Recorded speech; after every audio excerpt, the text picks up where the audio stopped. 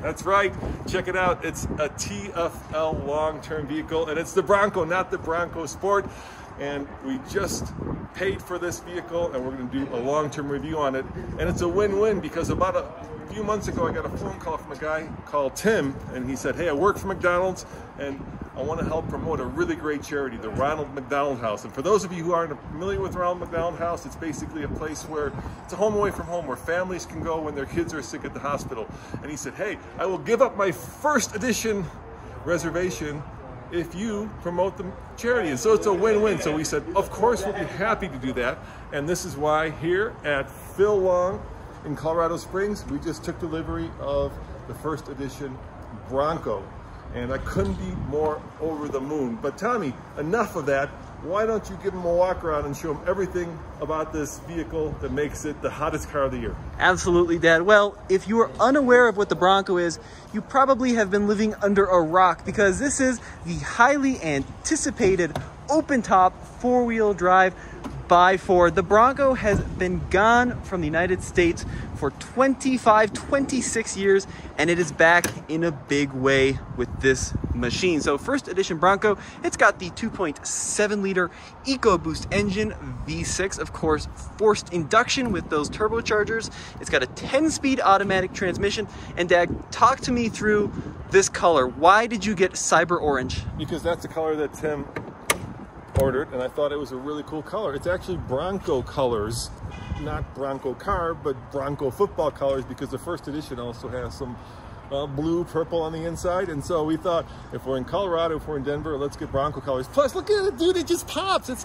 incredible. Look at that. Very cool. Yeah, so first edition, it's got the Sasquatch Package. What that means, all the off-road goodies, including front and rear locking diffs, sway bar disconnect, turn assist, and these 35-inch Goodyear Territory tires, which is just incredible. Now, the first edition has these really cool graphics along the side. It's got some cool graphics on the hood, and it's pretty much fully loaded. So if we take a look at the interior, 12-inch screen, there is that navy interior that my dad was mentioning. So the gold on blue, Bronco's colors. You know, Phil Long was kind enough to actually give us a slight discount on this Bronco, so I think we're one of the few people who've actually paid just a little bit below sticker. But if you're wondering what the sticker on this vehicle is, it's right there. So the total MSRP is $63,200, which is, you know, a lot for a Bronco. But considering that they have, like, I want to say 110,000 orders, I'm just happy to be able to actually. So what did we pay? What did we pay for it? We paid $400 less. Wow, $400 sticker. Yeah. So total with tax and everything came to $69,000. So this is an expensive vehicle, but it is pretty much fully loaded, including this top, which has been a well, if you're familiar with the Bronco rollout, a point of contention. This is the hard top. It's been quite the challenge actually getting these out the door, but four-door configuration here. Of course, we're gonna have to get the doors off, you know, get the top off and see what it's like as a full convertible. You know, I feel really jealous, Tommy, because you actually went on the program and drove this vehicle. I have never actually even been inside of a Bronco outside of the Chicago Auto Show, but this is my first time, so I can't tell you how excited I am to actually get behind the wheel of this and drive it. All right. How much room is back here? Let's take a look. So, of course, full-size spare tire.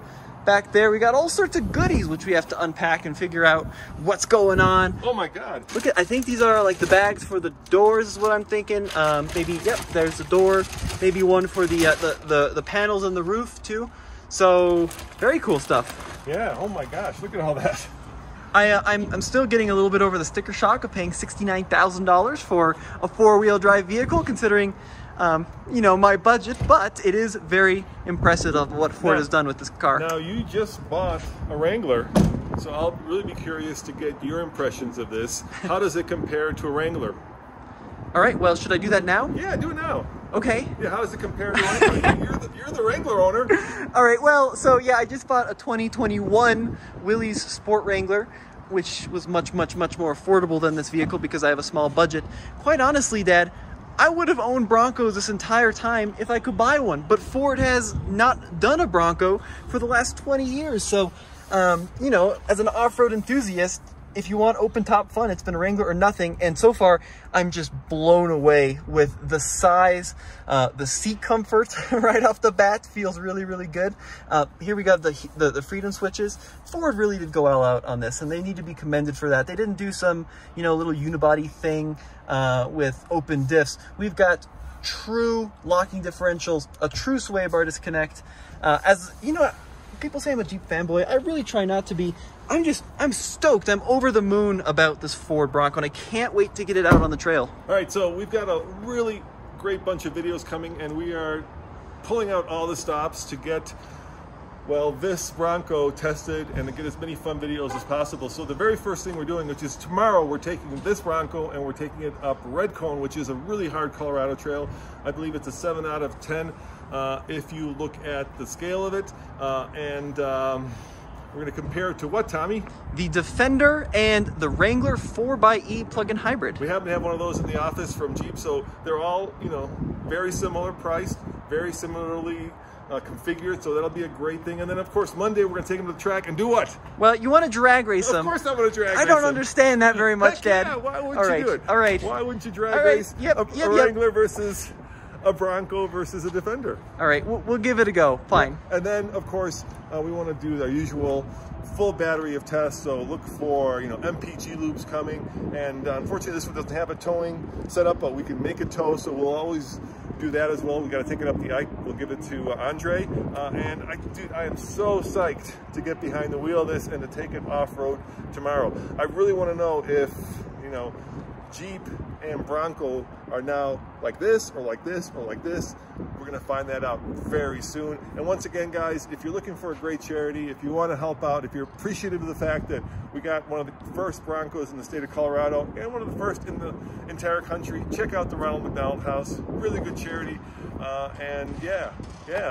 Thank you, Tim, and thank you guys for watching, and just stay tuned. There's a lot of Bronco stuff coming. All right, I got to point out a couple other things too, because as a Wrangler owner, Ford has done some really excellent stuff. Standard LED headlights, love that. That is such a big deal because my Jeep lights are not very good. These seats, I'm just going to say it right off the bat, far superior than the Wrangler, which just don't have enough adjustability and don't have enough support. I like the way they've incorporated the hardtop. It's really, really well done. I'm a little bit skeptical in the front end articulation, but we'll see what that's like tomorrow.